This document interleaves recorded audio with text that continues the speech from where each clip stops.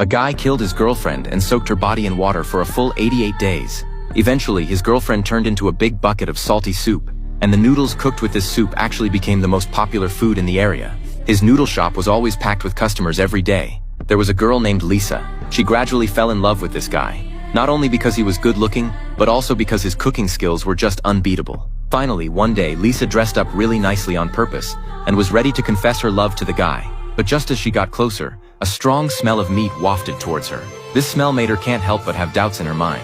How on earth did the guy make his secret meat broth?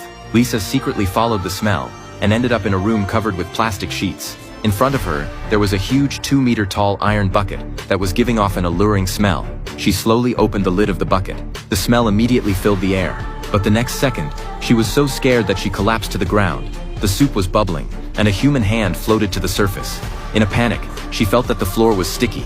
When she looked down, there was a pool of blood and a mobile phone. She immediately recognized that this phone belonged to her colleague.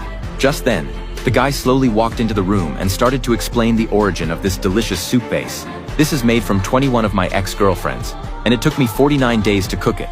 Lisa was so frightened that she just stood there stunned. Then she rushed out of the room like crazy. The guy followed closely with a knife in his hand.